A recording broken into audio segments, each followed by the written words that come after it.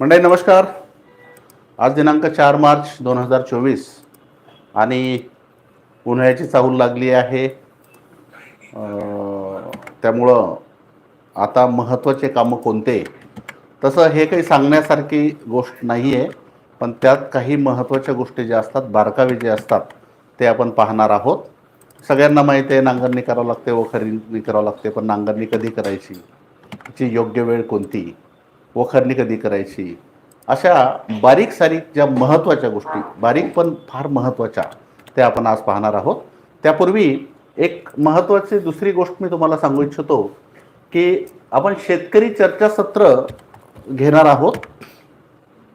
मागच्या 2 महिन्यामध्ये मी 2-3 एक्झिबिशनला जेव्हा गेलो तेव्हा अनेक शेतकऱ्यांनी अशी एक विनंती केली म्हणा, किंवा एक सजेशन्स ज्याला आपण म्हणू, एक सूचना अशी होती की आपल्या खरीपपूर्व शेतकरी चर्चासत्र आणि प्रशिक्षण वर्ग आपण घ्यावा.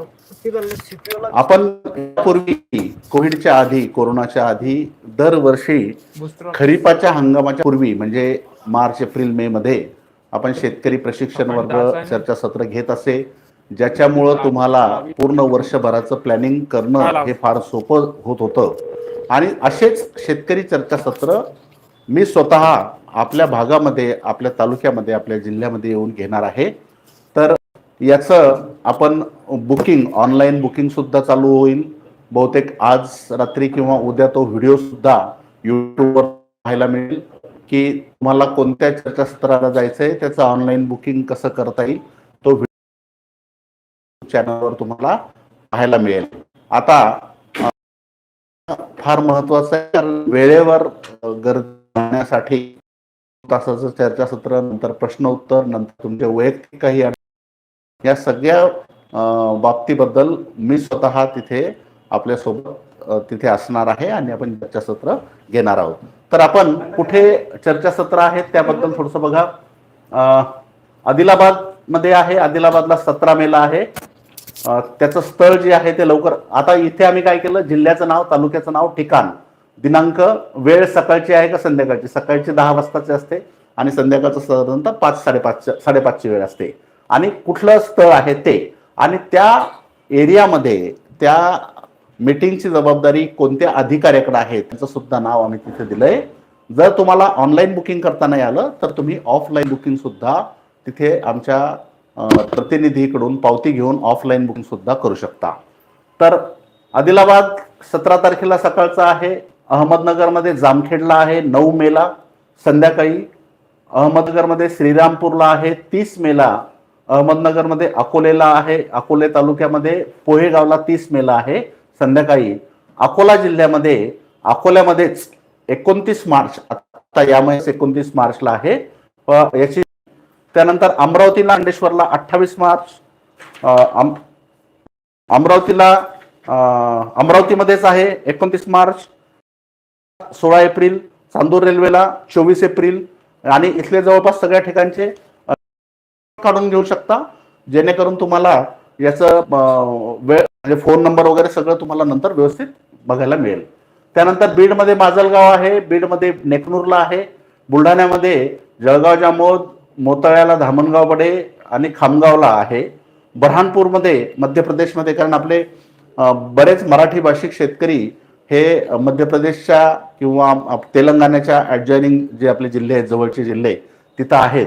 तर बऱ्हाणपूरमध्ये 23 मेला आहे. चंद्रपूरला, कोकणामध्ये 30 मार्चला आहे. चंद्रपूर राजुरा 18 एप्रिल. चंद्रपूर अरोरा 16 मे असे हे आहेत. त्यानंतर धाराशिवमध्ये आहे 9 मे. हिंगोलीला 16 एप्रिल. जालन्यामध्ये परतूरला आहे 10 एप्रिल. जालन्यामध्ये मंठ्याला आहे 12 एप्रिल.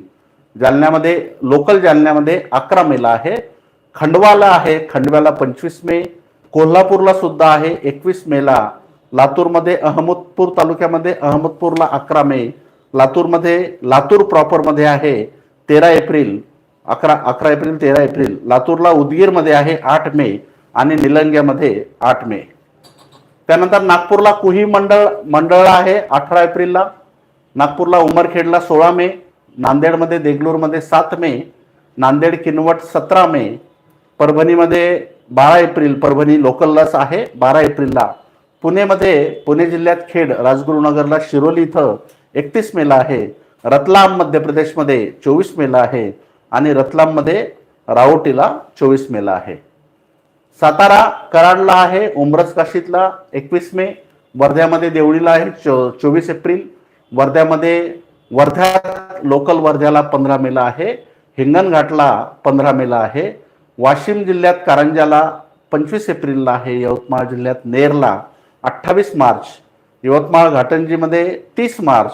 यवतमाळ दिग्रसमध्ये 31 मार्च आणि एप्रिल असे एवढे आपले चर्चासत्र तुम्ही तिथे सहभाग घेऊ शकता. मात्र या चर्चासत्राला येण्यासाठी आवश्यक आहे 100 रुपये. आपण त्या बुकिंगचं इन्कम सोर्स नसल्यामुळं आपण ते कार्यक्रम व्हाईट गोल्ड ट्रस्ट मधून घेतो आहे. 100 रुपये आपण व्हाईट गोल्ड ट्रस्टला देणगी म्हणून द्या. पण त्याच्या बदल्यात आपण बुस्टर प्लॅन जेनेटिक्स कडून तुम्हाला 50 रुपयाचे 3 कुपन सोयाबीनच्या खरेदीचे 3 कुपन मिळतील. म्हणजे 100 रुपये जरी तुम्ही दिले तर 150 रुपयाचा फायदा तुम्हाला त्याच्यावर मिळणार आहे. त्यामुळे ज्या शेतकऱ्यांना इथे यायचं आहे अशा शेतकऱ्यांनी ऑनलाईन बुकिंगचा व्हिडिओ आज किंवा उद्या आपल्या यूट्यूबवर चॅनलवर मिळेल आणि तो पाहून कसं बुकिंग करायचं ते तुम्ही करू शकता. आता काही महत्वाचे कामं जे आहेत उन्हाळ्यातले, एक तर नांगरीची योग्य वेळ कोणती आहे, वखरणी, कल्टिवेटर, रोटावेटर, जमीन सपाटीकरण, निचरा व्यवस्थापन, काडीकचरा, धुरे साफ करणे, शेणखत कुजवणे, शेणखत टाकणे, मिसळणे आणि विहीर पुनर्भरण. तर बघा नांगरणी बहुतांश शेतकरी हे नांगरणी लांबवत राहतात. काही कारण नसते, विनाकारण आपलं एप्रिलमध्ये मेच्या शेवटी वगैरे नांगरणी करतात. नांगरणी कधी करावी? नांगरणीचा काळ असतो त्याला सुवर्ण काळ. 15 एप्रिल ते 15 मार्चच्या दरम्यान जर तुम्ही नांगरणी केली तर तो त्याचा सुवर्ण काळ आहे. सगळ्यात चांगला काळ जेव्हा जमिनीला खूप वेळ तपायला मिळतो, जमिनीत जीवजंतूचा जे रोगाचे जीवजंतू आहेत ते नष्ट होतात, नवीन जीवजंतूची घडण होते आणि या काळाला सुवर्ण काळ म्हणतात. बघा 15 फेब्रुवारी ते 15 मार्च नांगरणीचा सुवर्ण काळ असतो. या दरम्यान नांगरणी केलेल्या शेतात सोनं पिकतं असं म्हण आहे.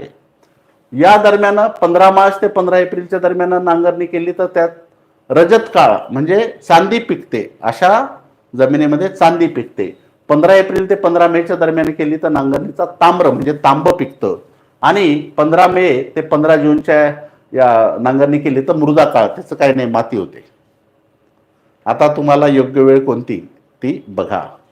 जेवढं लवकर शेत जर खाली झालं असेल तर थोडा ओलावा असतानाच जर आपण नांगरणी केली तर त्याच्यामध्ये तुम्हाला खूप चांगली नांगरणी होऊन ढेकळं पण उठत नाही आणि ज्याला सुवर्ण काळ म्हणतो. त्यामुळे 15 मार्च पर्यंत अजूनही वेळ आहे. नांगरणी ताबडतोब करून घ्या. आता हे पलटी नांगर आहे. आता जवळपास आता बैल नांगर राहिलेच नाही, ट्रॅक्टर ऑपरेटेड नांगरच आहेत सगळीकडे.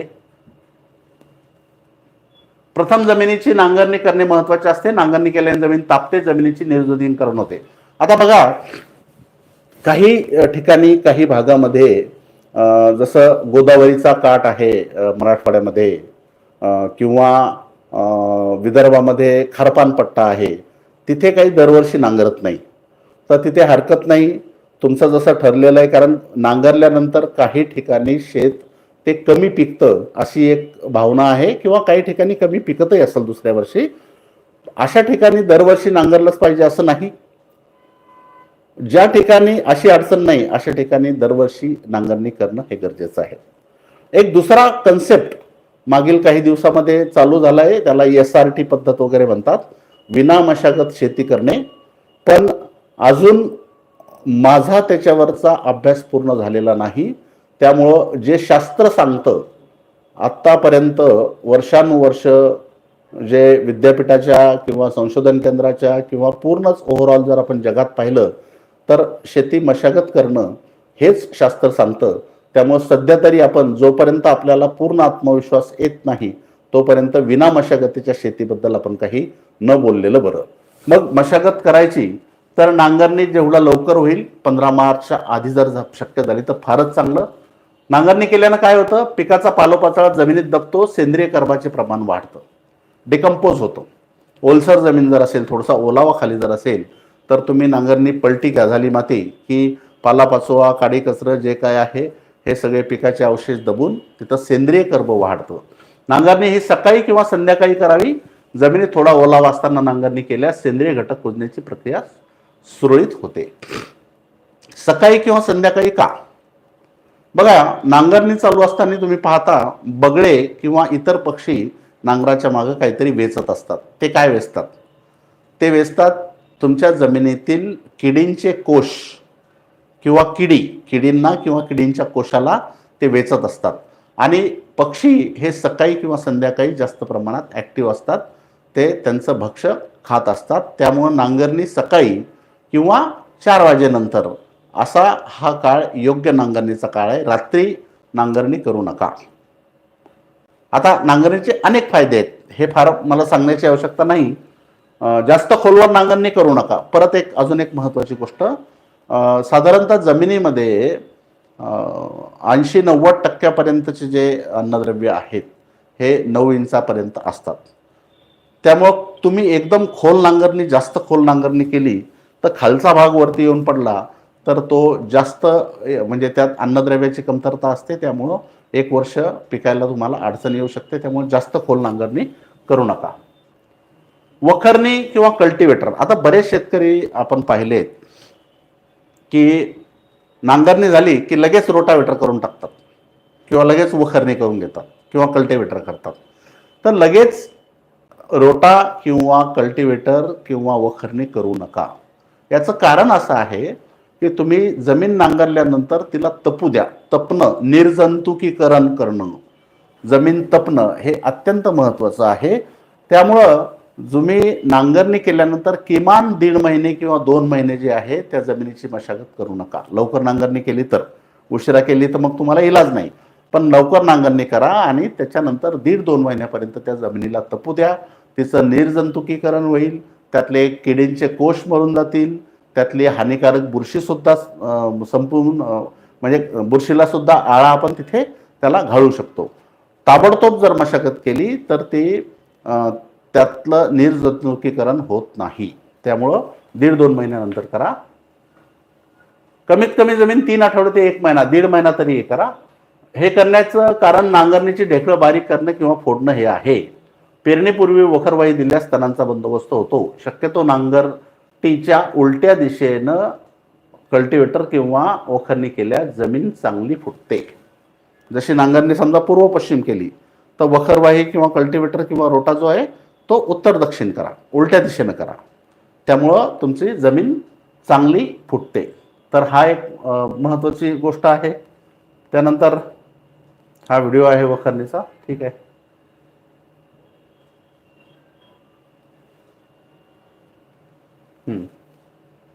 रोटावेटर, आजकाल रोटावेटरची खूप मोठी फॅशन झाली आहे. बरेच शेतकरी रोटावेटरचा वापर करतात. एक सोपी पद्धत किंवा पटकन एका दिवसात शेत तयार होतं. नांगरायचं काम नाही, वखरायचं काम नाही, लगेच शेत तयार करायचं असेल. पण याचा सगळ्यात मोठा दुष्परिणाम एक जाणून घ्या. जर तुम्ही फक्त रोटावेटर जर केलं, नांगरणी न करता रोटावेटर जर केलं तर तुमची वरची फक्त 4-5 इंचाचीच, 3-4 इंचाचीच माती मोकळी होते. अशा वेळेस जमिनीत पाणी मुरत नाही. जर पाऊस कमी पडला, थोडासा पाऊस जरी पडला, 20 मिलीमीटर पाऊस मी पाहिलंय, 20-25 मिलीमीटर जरी पाऊस पडला तरी शेतातून पाणी वाहून जातं. कारण जमीन खाली कडक झालेली असते. त्या जमिनीमध्ये सच्छिद्रता राहत नाही, पाणी मुरत नाही. फक्त वरचा 2-3 इंचाचा थर हा ओला होतो. मात्र जमीन आणि नंतर पाण्याचा ताण पडल्याबरोबर पिकं सुकू लागतात. त्यामुळं फक्त रोटावेटर करणं हे टाळलेलं बरं. त्याला तुम्ही नांगरणी करून जर ढेकळं असेल तर मग रोटावेटर करणं ठीक राहील, असं मला यात सांगायचं आहे. जमीन सपाटीकरण, बऱ्याच शेतकऱ्यांच्या जमिनी या कुठे उंच आहेत, कुठे गड्डा पडलेला आहे, टेकडं आहे, कुठे परत खड्डा आहे. तर आपलं नांगरणी झाली, वखरणी झाली किंवा रोटा झाला की त्याच्यानंतर वेळ येते ती जमीन सपाटीकरणाची. लेव्हल जमीन असेल तर तुम्हाला मशागत करायला सोपं जाते. पाणी द्यायला सोपं जाते आणि सगळ्याच गोष्टी सोप्या होतात. फक्त लेवल करताना मोठे टेकडे जर तुम्ही काढले तर तिथे मात्र 1 वर्ष पीक जे कमी येतं. मी सांगितलं तुम्हाला 9 इंचातच 80-90% तुमचे अन्नद्रव्य असतात. त्यामुळं मोठे टेकडे जर आपण काढले तर तिथे खालच्या जमिनीमध्ये पीक कमी येतं. तर पूर्व मशागतीमध्ये नांगरान वखरण शेणखतानंतर सपाटीकरण महत्त्वाची गोष्ट आहे. जमीन सपाटीकरण पेरणीच्या 2-3 आठवड्या आधी करणे गरजेचं आहे. त्यामुळे पेरणी चांगल्या प्रकारे होते. जमिनीचे सपाटीकरण करताना वखर उलटा करून त्यावर उभं राहून किंवा डिस्क हारोच्या साहाय्यानं, हे नवीन मशीन सुद्धा आहे, याचं तुम्ही पाहू शकता व्हिडिओ. ह्या म्हणजे जमिनीच्या सपाटीकरणासाठी एक युनिव्हर्सल कंपनीचा हा हे आहे सपाटीकरणाचं यंत्र. तर हे आपण बघा, हे बरोबर पूर्ण लेव्हल करून घेते.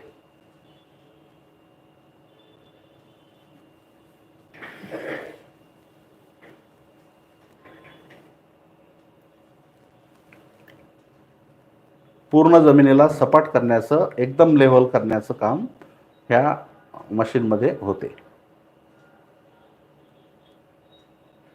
बघा, तर या पद्धतीनं जमीन सपाटीकरण करून घ्या. निचरा व्यवस्थापन हे अत्यंत महत्त्वाची गोष्ट आहे. निचऱ्यामध्ये तुम्हाला ज्या जमिनी पानबसन आहे, ज्या जमिनी चिभाड आहे, ज्या जमिनीत थोडासा पाऊस जास्त पडला की पाणी धरून ठेवते, पिकाला तुमचं पीकही चांगलं येत नाही, मुळकूज होते, पीक वाढत नाही, पिवळं पडते, तण खूप जास्त होते, अशा अनेक समस्या या पानबसन किंवा चिभाड जमिनीमध्ये आपल्याला उद्भवतात. या सगळ्या समस्या दूर करण्यासाठी एक सोपा उपाय आहे, एकदम सोपा उपाय आहे. तो जर तुम्ही केला तर तुमचा निंदाचा खर्च अर्ध्यापेक्षा कमी होईल आणि उत्पादन 1.5-पेक्षा दुप्पटपेक्षा जास्त वाढेल, याची मला खात्री आहे. मी अनेक शेतकऱ्यांना हे करायला सांगितलं, त्यानंतर त्यांचं उत्पादनही वाढलं आणि निंदाचा खर्च सुद्धा कमी झाला. ज्या पानबसन किंवा चिभाड जमिनी आहे त्याच्यामध्ये उतार जो असतो, उताराच्या शेवटी, शेताला जो उतार आहे जिथं पाणी साचतं उताराच्या शेवटी, त्या धुऱ्याला तुम्हाला चर घ्यायचा आहे. चर जेसीबीच्या छोट्या बकेटनं साधारणतः 2-2.5 फुटाचं जे आहे, 2.5-3 फूट जरी झालं तर एक लाईन चर घ्यायची, नाली करायची. या नालीचा काय फायदा होतो बघा, पाऊस पडल्यानंतर पाणी साचतं ती गोष्ट वेगळीच, पण पाणी जे जमिनीमध्ये साचलेलं असतं, जमिनीने जे पाणी धरून ठेवलेलं असतं, त्या चरामध्ये झिरपतं ते पाणी. उताराच्या बाजूने ते वाहत येते आणि तिथं कट केलेलं असल्यामुळे ते त्या चर जो असतो त्या चरामध्ये पाणी झिरपून झिरपून साचतं आणि ते पाणी मग आपण शेताच्या बाहेर काढून द्यायचं. असं जर केलं तर तुमचा उत्पादन 1.5 दुप्पट वाढेल आणि खर्च जो आहे निंदावरचा तो अर्ध्यापेक्षा. ज्या ज्या शेतकऱ्यांच्या जमिनीची भाड आहे, पानबसन आहे, फक्त की तुम्हाला ते शेताच्या बाहेर पाणी एखाद्या नाल्यात, ओढ्यात किंवा विहिरीमध्ये वगैरे सोडून द्यावं लागेल, तेवढं तुम्हाला पाहावं लागेल. तसं जर केलं तर तुमच्या जमिनी सुधारून जातील. सोपन किंवा चिभाड जमिनीमध्ये निचरा होत नसल्याने पाणी साचून राहते, अशा ठिकाणी पिकाची चांगली वाढ होत नाही, तणांचा फार त्रास होतो. रासायनिक खते पाण्याबरोबर वाहून जातात, रासायनिक खतं सुद्धा वाहून जातात. या सर्व अडचणीवर चर काढल्या दूर होतात. चर दगड विटानं भरू शकता तुम्ही. चर जर भरायचा तर विटा, दगड, विहिरीचं डब्बर वगैरे ते टाकून त्याच्यावरती माती हे करू शकता. त्या चरामध्ये आपोआप पाणी पोकळी असल्यामुळे निचरा होईल आणि ते बाहेर जाईल. त्यासाठी अशा शेतामध्ये नाली काढणे फार फायद्याचे आहे. त्यासाठी अशा जमिनीमध्ये जिप्समचा वापर सुद्धा तुम्ही त्या चिभाड किंवा पानबसन जमिनीमध्ये करू शकता. उताराला आडवा चर काढून पाणी शेताबाहेर काढावं. तसेच चिभाड जमिनीमध्ये हिरवळीचं खतं जे असतात, ताग, बोरू किंवा ढेंच्या 4-5 वर्षात एकदा तरी पेरून तो जमिनीमध्ये गाडावा.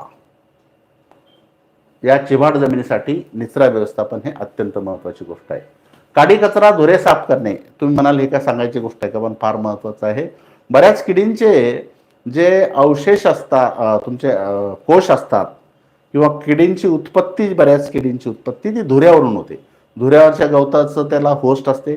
तुमच्या शेतात म्हणजे पीक नसते तेव्हा ते धुऱ्यावरच्या गवतावर किंवा झुडपावर किंवा कशावर आश्रय घेतात.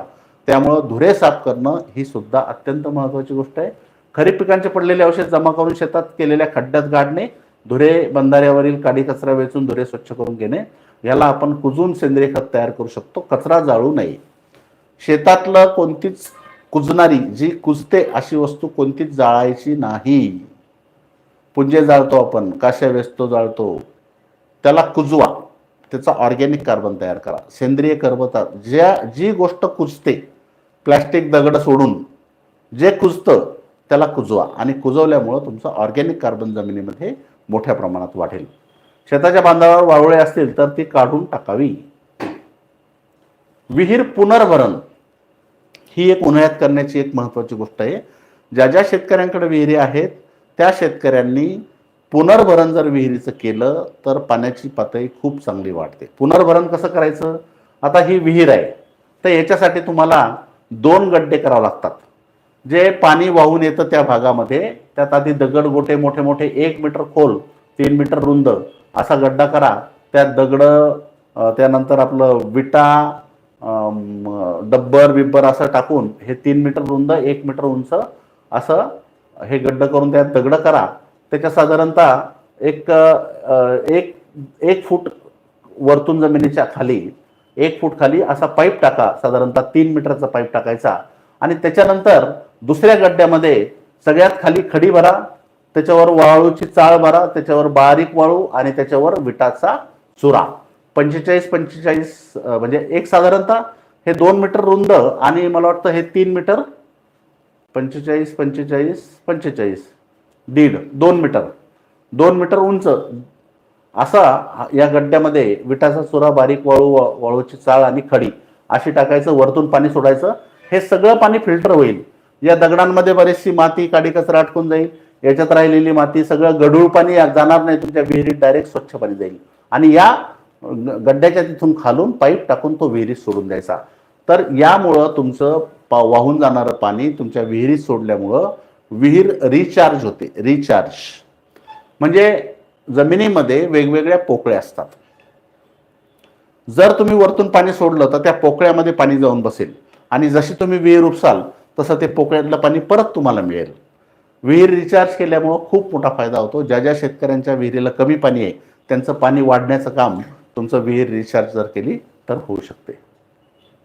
जमिनीमधील पाण्याचे झरे मोकळे होऊन पाणी पातळीत वाढ होते व पावसाळ्यानंतर ओलिताची व्यवस्था चांगली होऊ शकते.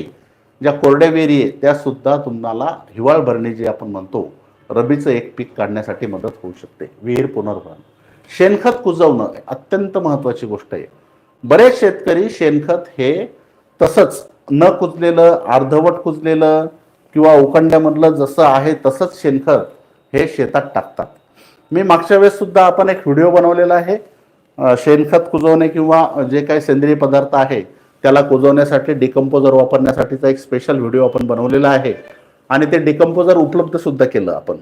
मुद्दाम ते डिकम्पोजर तुम्हाला बरेच ठिकाणी डिकम्पोजर मिळत नाही, आणि मिळालं तरी ते कशा गुणवत्तेचं आहे ते माहीत नाही. तर त्यामुळं आपण बुस्टरचं डिकम्पोजर आपण स्पेशल शेतकऱ्यांसाठी आणि ते ऑनलाईन सुद्धा उपलब्ध करून ठेवलं आहे. तर अर्धवट कुजलेलं किंवा न कुजलेलं जेव्हा आपण शेणखत म्हणा किंवा कुठलंही सेंद्रिय पदार्थ आपण जमिनीत टाकतो, अशा वेळेस काय होतं, ते कुजण्यासाठी तिथले बॅक्टेरिया काम करतात. म्हणजे ज्या बॅक्टेरियाला दुसरं काम आहे ते बॅक्टेरिया कामी लागतात ह्या शेणखताला किंवा सेंद्रिय पदार्थांना कुजवण्यासाठी. तिथं ऊर्जा तयार होते, तिथं गरमी तयार होते, तापमान जमिनीचं वाढतं, मुळांना इजा होऊ शकते, आणि त्याचा फायद्याच्या ऐवजी नुकसान जास्त होतं. त्यामुळं कुठलंही सेंद्रिय पदार्थ जे आहेत ते कुजवल्याशिवाय तुम्ही शेतात वापरू नका. कुजवणं हे अत्यंत गरजेचं आहे. त्यासाठी बूस्ट कंपोस्ट म्हणून एक आपण डिकम्पोजर काढलंय. उकंड्यामध्ये शेण, पालापाचोळा, काडी कचरा, जनावरांचा शिल्लक कडबा व इतर कुजू शकेल असे सर्व घटक टाकावेत. उकंडा लवकर व चांगला कुजवण्यासाठी आपण बूस्ट कंपोस्ट किंवा कुठल्याही चांगल्या कंपनीचं कंपोस्ट जे आहे, डिकम्पोजर जे आहे ते त्याचा वापर करू शकतो. चांगले कुजवल्याशिवाय शेतात हे सेंद्रिय घटक वापरू नयेत. बरेच शेतकरी उन्हाळा सुरू झाल्याबरोबर शेणखत शेतात पसरवून देतात, त्यामुळे शेणखतातील उपयुक्त जीवाणू कडक उन्हामुळे नष्ट होतात. हे सुद्धा अत्यंत महत्त्वाची गोष्ट आहे. बरेच जण काय करतात की लगेच आता शेतं खाली झाले की लगेच शेणखत उचलून शेतात टाकतात, लगेच पसरूनही देतात काही शेतकरी. शेणखत मेच्या शेवटपर्यंत तरी शेतात पसरवायचं नाही. याचं कारण असं आहे की शेणखतामध्ये उपयुक्त जीवाणू जे असतात, काही उपयुक्त जीवाणू ह्या कडक उन्हामुळं, जास्त तापमानामुळं ते नष्ट होऊ शकतात, आणि ते जर नष्ट झाले त्यामुळं शेणखत हे चांगलं कुजवून आणि मे महिन्याच्या शेवटी शेतात नेऊन पसरवून टाकायचं. जर तुम्हाला वाहतुकीला अडचण असेल किंवा अजून काही असेल तर शेतात नेऊन सावलीत टाका त्याला, त्याच्यात डेकंपोजर टाका, त्याला कुजू द्या आणि कुजल्यानंतर मृगछाया आली, मेच्या शेवटी म्हणजे मृगछाया, तापमान कमी झालं आणि थोडीशी बदली आली की त्यानंतर ते शेणखत शेतात पसरून द्या. तोपर्यंत शेणखत शेतात पसरवू नका. शेणखत कुजवणे साधारणतः 1 ट्रॅक्टर शेणखतासाठी 1 किलो ट्रायकोबूस्ट अधिक अर्धा किलो अझोटोबॅक्टर अधिक अर्धा किलो पीएसबी किंवा अर्धा किलो केएमबी आणि बूस्ट कंपोस्ट 200 ग्रॅम. 200 ग्रॅमचं पाकिट आहे, मला वाटतं 200 ग्रॅम 200 रुपयाचं पाकिट आहे. 200 ग्रॅम. तर सर्व फ्रेश व चांगल्या गुणवत्तेचे जीवाणू मिक्स करावे. ही प्रक्रिया केल्यास अर्धवट व न कुजलेलं शेणखत कमी काळातच चांगलं कुजेल. नत्रस्फुरत पालाश विरघळणाऱ्या ह्या जीवाणूची संख्या तिथे वाढेल. खरीप पिकाचे पडलेले अवशेष जमा करून शेतात केलेल्या खड्ड्यात गाडणे. शेताच्या बांधावर वारुळे असतील तर ती काढून टाकावी. या पद्धतीनं शेणखत कुजवल्याशिवाय तुम्ही हे बघा, तुमचा हे जे आहे भूस आहे, काही शेतकऱ्यांचे प्रश्न आहे, आमच्याकडे सोयाबीनचं भूस आहे खराब होत आहे, पाचट आहे, तुराटे आहे, पराठे आहे, हे सगळं तुम्ही त्याची कुट्टी करा बारीक आणि बारीक करून त्याला बूस्ट कंपोस्ट वापरून त्याला कुजवण्याचं काम करा. त्याच्यामध्ये पाणी सोडायचं, 200 लिटरमध्ये हे 200 ग्रॅमचं पाकिट टाकून द्यायचं. 1 टनासाठी हे 200 ग्रॅम बूस्ट कंपोस्ट तुम्ही वापरू शकता या पद्धतीनं. आणि त्याला त्यात पाणी सोडून म्हणजे थोडासा घाम आल्यासारखा ओलावा पाहिजे, त्याला खूप जास्त पाणी सोडू नका. साधारणतः 60 दिवसात तुमचं पूर्ण जे कुजणाऱ्या वस्तू आहेत त्याला जर तुम्ही एकदा 1 महिन्यानं खालीवर केलं तर 2 महिन्यात पूर्ण कुजून जाईल. 100% कुजण्यासाठी ते तुम्हाला हे बघाय, पराठ्या तुराट्या सुद्धा या शेतकऱ्यांनी बारीक करून त्याचं सुद्धा खत करता येते. त्याला कुजवण्यासाठी डिकंपोजर वापरून बघा. सगळ्या पराठ्या त्यांनी कुट्टी केली त्याची आणि कुट्टी करून मग त्याचं ते त्याला कंपोस्ट करणार आहे. किती मोठं बघा. आपण शेणखत विकत घेऊ शकत नाही म्हणतो.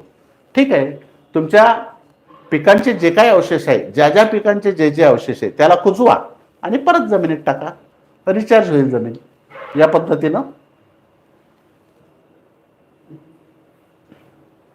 बूस्ट कंपोस्ट घरपोच मिळण्यासाठी राहुल ॲग्रो एजन्सी यांच्याकडे ते ठेवलंय.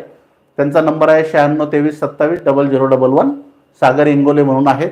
त्यांना जर तुम्ही फोन केला तर तुम्हाला ते कुरिअरनी किंवा पोस्टाने कोणत्या तरी पद्धतीनं ते पाठवतील. किंमत 200 रुपये प्रति 100 ग्रॅम. 100 ग्रॅमची किंमत 200 रुपये. आणि एका टनाला म्हणजे साधारणतः एका ट्रॉलीमध्ये 3 टन असते, तर एका टनाला 100 ग्रॅम वापरायचं आहे. म्हणजे एका ट्रॉलीला 300 ग्रॅम वापरावं लागेल साधारणतः. या पद्धतीनं त्याचा डोस आहे. तर हे वापरून तुम्ही आपलं जे काही सेंद्रिय पदार्थ आहेत, पराठ्या तुराट्या, शेण, कडबा, जनावराचं न खाल्लेले कडबे वगैरे, भूस वगैरे सगळं कुजू शकता. हे चर्चासत्राबद्दल मी तुम्हाला सांगितलंच आहे. याचा तुम्ही स्क्रीनशॉट काढू शकता. आदिलाबाद, नगर, अकोला, अमरावती हे जिल्हे आहेत. त्यानंतर बीड, बुलढाणा, चंद्रपूर, बऱ्हाणपूर, त्यानंतर धाराशिव, हिंगोली, जालना, खंडवा, कोल्हापूर, लातूर, नंतर नागपूर, नांदेड, परभणी, पुणे, रतलाम, वर्धा आणि यवतमाळ एवढ्या ठिकाणी एवढ्या जिल्ह्यांमध्ये आपले कार्यक्रम होणार आहेत. त्यानंतर अजून एक महत्त्वाची गोष्ट, आपण मागच्या आठवड्यामध्ये तुम्ही पाहिलं असेल की रोज एक नवीन व्हिडिओ आपल्या यूट्यूब चॅनलवर आला. तर हे व्हिडिओ कशाचे होते? शेतीशी निगडित जोडधंदे आपण काय करू शकतो. कारण आज आता ह्या वर्ष बघा किती कठीण, किती खराब वर्ष म्हणावं लागेल. उत्पादकता कमी झाली, निसर्गाची अवकृपा होती. जेव्हा नाही पडायचा तेव्हा पाऊस पडला, जेव्हा पडायचा तेव्हा गॅप पडला आणि एवढं होऊन सुद्धा बाजारभाव सुद्धा कमी आहेत. मग अशा वर्षामध्ये किंवा नेहमीसाठीच जर आपल्याला जोडधंदाचे आपल्याला जर साथ असेल तर निश्चितच तिथे शेतीमध्ये तुम्हाला नैराश्य येणार नाही. 2 पैसे तुमच्या हातात राहतील, खेळतं पैसा तुमच्याजवळ राहू शकतो. आणि त्यासाठी आम्ही आमच्या पूर्ण टीमला जवळपास मागच्या 2 महिन्यापासून ते कामाला लागून बरेचसे व्हिडिओ, बऱ्याच वेगवेगळ्या जोडधंद्याचे व्हिडिओ आम्ही पब्लिश केले आहेत. ज्याचा जो तुम्हाला जो वापर करून घ्यायचा ते वापर करून घ्या. तुम्ही अजून शिका. एक बेसिक नॉलेज तुम्हाला त्याच्यातून नक्की मिळेल. त्यामध्ये बघा,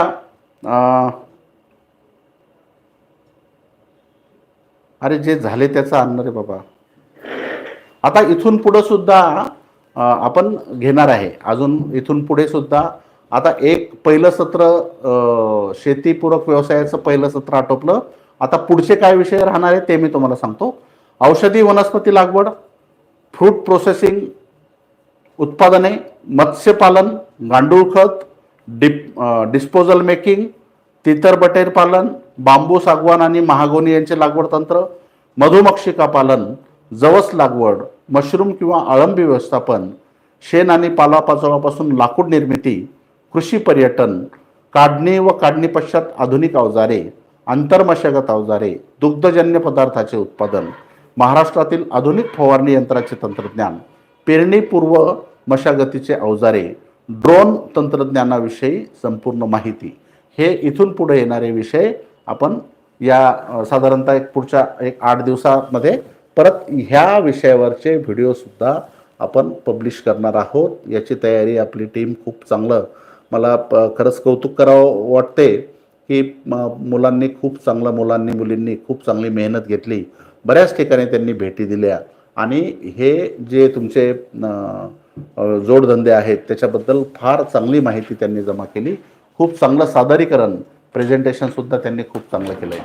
आता जे आहेत, आता कुठले जे व्हिडिओ उपलब्ध आहेत तुम्हाला कोणत्या कोणत्या विषयाचे आहे, शेतकरी उत्पादक कंपनी, कोणाला जर उत्पादक कंपनी काढायची असेल त्याबद्दल आमच्या राजेश घेवंदेंनी खूप सविस्तर माहिती दिली. मी तर त्याला म्हटलं, अरे एवढं मोठी कशाला देतोय, कंटाळवाणं होईल, शेतकरी पाहणार नाही. तर त्याचं म्हणणं होतं की नाही सर, कुठलीच अडचण येणार नाही हा व्हिडिओ पाहिला तर.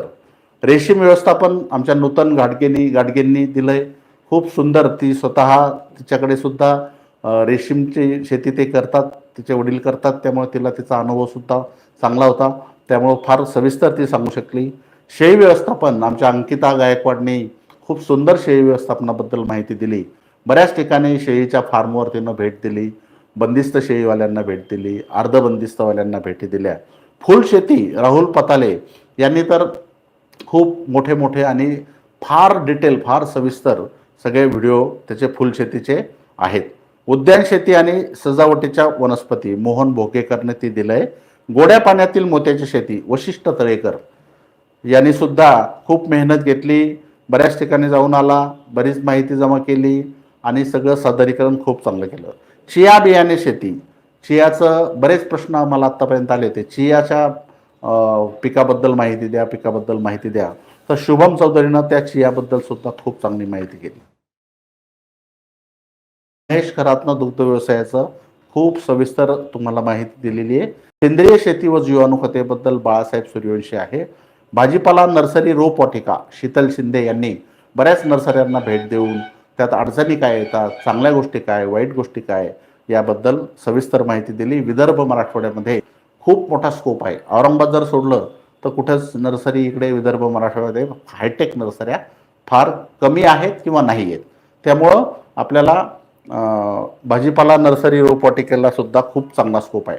गावरान कोंबडी पालन प्रत्येक शेतकरी पाळू शकतो, काहीच लागत नाही. कोंबड्या आणायच्या आणि पाळायच्या, बरोबर ते अंडा द्यायलाही बरोबर त्यांची जागा जी आहे तिथं येतात. त्यानंतर चारायलाही त्यांना काही फार जास्त टाकायचं काम नाही. गावरान कोंबडी जर असली तर तशीच ती इकडं तिकडं फिरून चरते आणि प्रत्येक शेतकरी करू शकतो. आणि नेहमीच मागणी, त्याला मार्केटिंग करायचं कामच नाही. तुमच्याकडे कोंबड्या असल्या तर गिराईक स्वतःच तुमच्याकडे येते.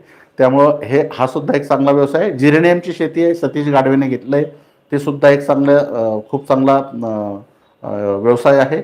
लाकडी तेल घाणी उद्योग जे आहे हा एक सध्या वाढत चाललेला ट्रेंड आहे. बघा, अर्ध्यापेक्षा जास्त बिमाऱ्या ह्या तेलामुळे होतात. आपण जे तेल खातो ते रिफाईंड, डबल रिफाईंड असतं. त्याच्यामधले जे महत्त्वाचे किंवा उपयुक्त सत्व आहेत ते सगळे नष्ट झालेले असतात आणि ज्याचा त्रास होणारे, फॅट्स वाढवणारे जे आहे असे फक्त त्याच्यात असतात. त्यामुळं आता जे मला अजूनही आठवतं, मी लहान असताना माझे वडील तुमचं करडी शेंगदाणे आम्ही बैलगाडीत घेऊन जायचो, रिकामे डब्बे न्यायचो आणि लाकडी तेल घाण्यावर तेल काढून वर्षभराचं तेल एकदाच आम्ही आणत होतो.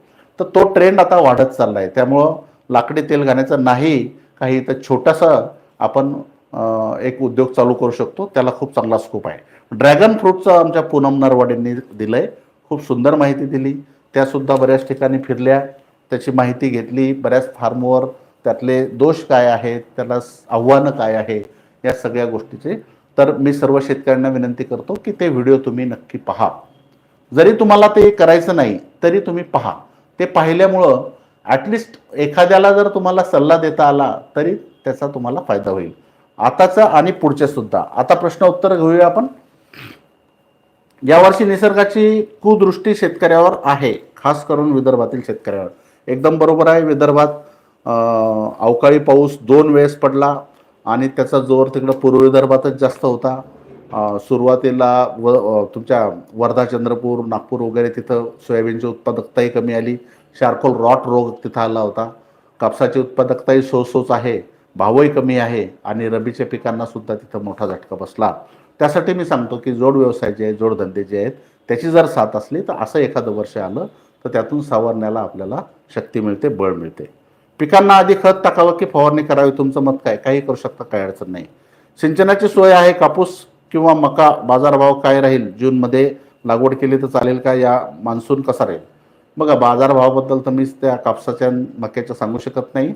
फक्त एक गोष्ट तुम्हाला याच्यात सांगू शकतो की मान्सून जो आहे हा यावर्षी एकतर नॉर्मल वर्ष, सर्वसामान्य पावसाळा किंवा ला निना आल्यामुळे जास्त पावसाळा, या दोनची शक्यता आहे. अल निनो हा यावर्षीचा संपून जाईल आता काही दिवसामध्ये.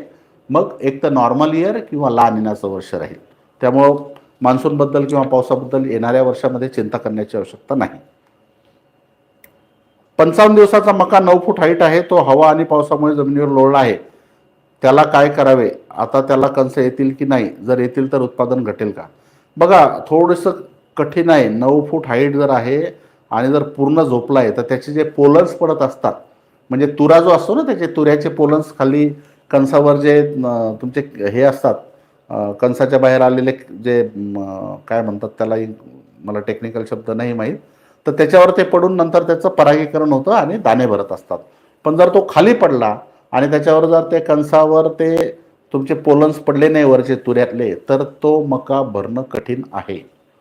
त्याला तुम्हाला उभंच करावं लागेल. हळद लागवडीविषयी संपूर्ण व्यवस्थापनाचा व्हिडिओ बनवा. आपला व्हिडिओ ऑलरेडी आहे. चित्रकार सरांनी खूप सविस्तर चांगली माहिती दिली, तो पहा. उन्हाळ्यात जिप्सम शेतात कधी फेकावं? कधी फेकलं चालतं उन्हाळ्यामध्ये, जिप्समला काही अडचण नाही. उन्हाळा कडक असून उष्णतेची लाट येण्याची शक्यता आहे असे काही यूट्यूबवाले वर्तवत आहे. तर तसे झाले तर पेरलेला मूग चांगला येईल का? जास्त टेम्परेचर जर लवकर वाढलं तर थोडंसं मुगाला अडचण येऊ शकते. लवकर जर वाढलं तापमान तर. मुगाला डिझायर सुखाई रिफ्रेशची फवारणी केली पण तरी पण कोकडल्यासारखं आहे, वाढ व्यवस्थित होत नाही. आता कोणती फवारणी करावी? त्याला बघा, एकतर टॉपअप घ्या, म्हणजे तो थोडासा ऊन वगैरे सहन करायला आणि वाढ होण्यासाठी मदत करेल. आणि तुमच्या कोकडा निघण्यासाठी म्हणजे मावा वगैरे जो असतो त्यासाठी तुम्ही आपलं रिहान्स घेऊ शकता किंवा मग कॉन्फिडॉर वगैरे कुठलंही एखादं मॉलिक्यूल तुम्ही घेऊ शकता. सोयाबीनचे कुटर पाण्याने भिजले ते शेतात फेकून दिलं तर चालेल का? तसं फेकू नका. त्याला डिकम्पोजर टाका, पूर्ण कुजवा आणि नंतर 60 दिवसानंतर मग तुम्ही तिथे त्याला वापरा. भुईमुगाची वाढ व्यवस्थित नसून फुलाच्या अवस्थेत असून कोणती फवारणी घ्यावी? वाढीसाठी तर तुम्ही टॉपअप घेऊ शकता. सोबत कीड कोणती आहे त्याच्यानुसार कीटकनाशक आणि एक बुरशीनाशक असा फवारा तुम्ही घेऊ शकता. कोंबडी खतामध्ये बूस्ट कंपोस्टचा वापर कोणत्या पद्धतीनं करावा? कोंबडी खतामध्ये सुद्धा तुम्ही डायरेक्ट बूस्ट कंपोस्ट वापरू शकता किंवा तुमचं जे अजून काही काडी कचरा शेतातलं दुसरं काही हे असेल तर ते त्याच्यात मिक्स करा आणि मग कंपोस्ट तिथे बूस्ट कंपोस्टचं ड्रेंचिंग करा. कापूस लागवडीस सरीमध्ये सिंगल सुपर फॉस्फेट टाकलं तर चालते का? त्यामुळं लहान कोंब जळू शकतात का? जळत नाही. सिंगल सुपर फॉस्फेट टाकू शकता. कापसाची पराठीची कुट्टी करून गाळता येईल का? लवकर कुजण्यासाठी काय नाही? डिकम्पोजर टाका, कुट्टी करा. आता मी तुम्हाला एक व्हिडिओ दाखवला त्या पद्धतीनं तुम्ही कुट्टी करून एसी जरी मोठ कुट्टी करून त्याला डिकम्पोजर टाकून त्याला कुजवा आणि नंतर ते वापरू शकता. खोडवा ऊस गेल्यावर पाचट काय करावं, सोयाबीनसाठी जमीन कशी तयार करावी. बघा, खोडवा ऊस गेल्यानंतर जर तुम्ही पाचटाला जमा करून त्याला डिकम्पोज केलं त्याला, तर एका एकरामध्ये जवळपास 4 टन हे उत्कृष्ट 4 टनाचं तुमचं सेंद्रिय खत तुमचं तयार होऊ शकतं. त्याला जमा करून जर कुजवण्याचं तेवढी मेहनत मात्र करावं लागेल. भुईमुगावर टिक्का रोगासाठी बुरशीनाशक सांगा. मर पण आहे.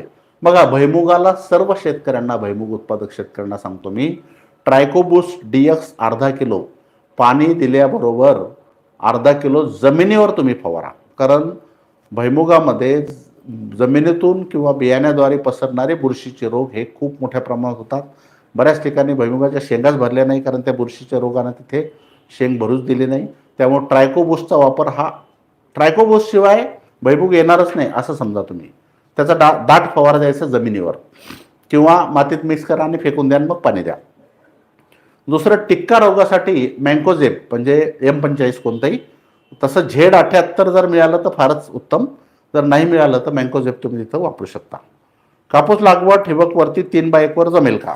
जमेल. तुमची जमीन कशी आहे त्यात दाटणार नाही असं हे करा. आणि जर दाटायचा अंदाज असला तर मग मोनोपोडिया जे आहे गळफांद्या त्या कट करा. 7 एकरवर भुईमुग पिकाची लागवड केलेली आहे, पण पाने खाणारी आळी, पानावर काळे ठिपके, पाणी पिवळे दिसत आहे, तरी उपाय सांगावे. ओलाला एम्प्लिगो परिस्पर्श ट्युबिकोनाझॉल स्टिकर चालेल का? पहिली गोष्ट, त्याला जास्त पाणी देऊ नका. जास्त पाणी दिल्यामुळं पानं पिवळे पडले आहेत त्याचे. दुसरी गोष्ट, पानं खाणारी आळी जी आहे तिच्यासाठी तुम्हाला आपलं इमान अधिक पांडा सुपर हे घेऊ शकता किंवा एम्प्लिगोही घेऊ शकता. परिस्पर्श घेतलं तर फारच उत्तम, चांगलीच गोष्ट आहे. आणि ट्युबिकोनाझॉल आणि स्टिकर हे तुम्ही जे दिलंय ते व्यवस्थित आहे, तो फवारा तुम्ही घेऊ शकता. ज्वारी पीक 1 महिन्यात झाले, आता कोणती फवारणी करू? आळी जर असेल तर पांडा सुपर आणि किंवा सरेंडर अधिक इमान घ्या, आणि वहाड कमी असेल तर टॉपअप घेऊ शकता. कपाशीचं बुस्टर संशोधित बियाणं यावर्षी भेटू शकेल का? नाही, अजूनही आपलं संशोधन चालू आहे. कारण तुम्हाला जर कुठल्याही पिकाची नवीन जात जर द्यायची आहे, नवीन व्हरायटी जर द्यायची आहे, तर बाजारातल्या इतर जातींपेक्षा ती सरस असली पाहिजे, तरच आपण ती बाजारात आणणार आहे. त्यामुळं अजून कापसामध्ये आपल्याला सोयाबीनमध्ये यश आलं, भातामध्ये यश आलं, मका, बाजरी, कडूळ गवत, त्यानंतर तुमचं भाजीपाल्यामध्ये भेंडी, कांदा, या सगळ्या पिकांमध्ये नवीन व्हरायटी आपण दिल्या आहेत.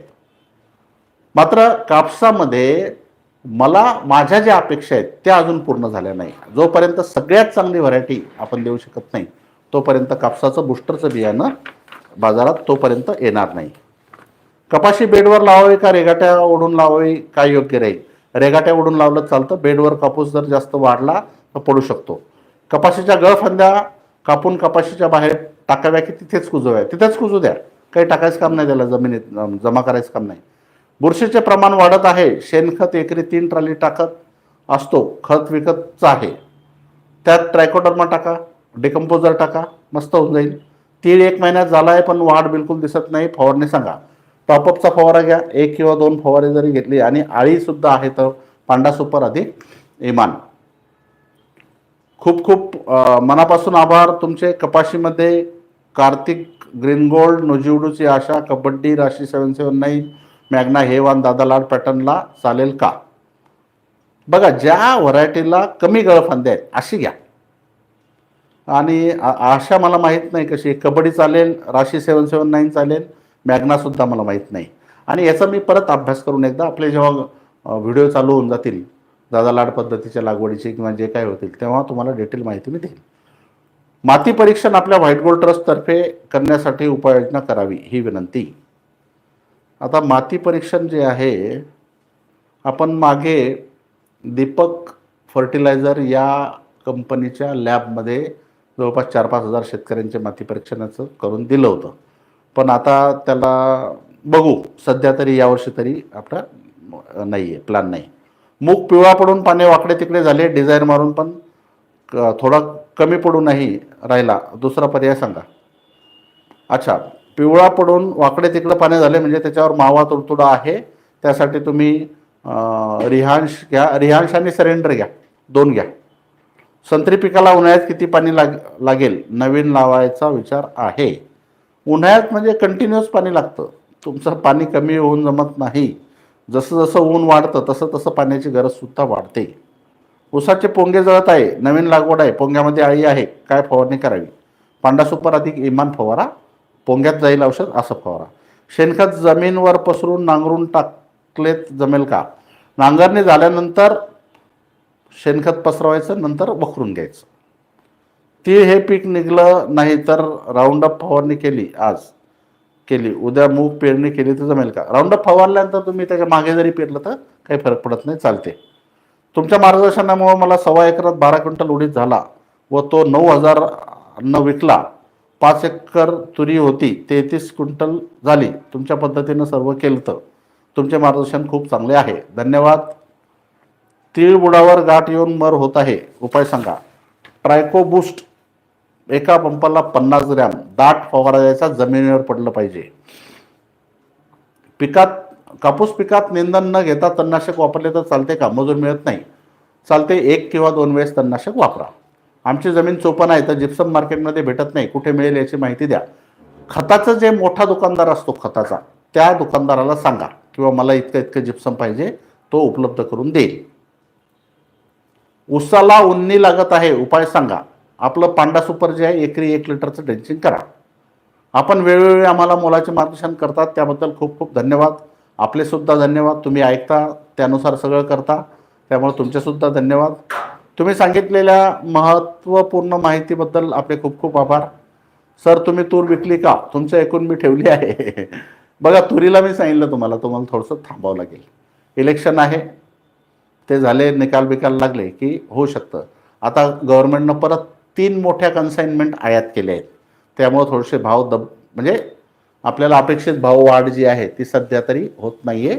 पण माझा अंदाज असा वाटतो की तुमचं मेच्या नंतर म्हणजे जून जुलैमध्ये तुरीचे भाव वाढू शकतील. मजूर खर्चाने कंबर मोडली कापूस उत्पादक शेतकऱ्याची, बिलकुल बरोबर आहे. ज्वारी आळी खूप आहे, डेलिगेट फवारले नियंत्रण होत नाही, उपाय सांगा. औषध आत पडेल अशी फवारणी करावी लागेल, जाड थेंबाचं फवारणी करावं लागेल. तुरीची फरदर घ्यायची आहे तर तुरीची जात कोणती लावावी? कोणती जात लावली चालते, त्यातल्या त्यात आपली जी 716 आहे, BDN 716, ती सुद्धा चांगली येते, किंवा 711 आहे किंवा गोदावरी आहे, यापैकी कुठलीही जात तुम्ही लावू शकता. तर मंडळी, हे सगळं झालं आज लवकर. आपलं 10 मिनिट आधीच आटोपलं आहे. पुढचा विषय आपण बहुतेक रासायनिक खतावरचा घेऊ, त्यानंतर कीटकनाशकाचा सुद्धा एक विषय घेऊ आणि त्याच्यानंतर मग आपल्या खरीप पूर्व तयारीला लागूया.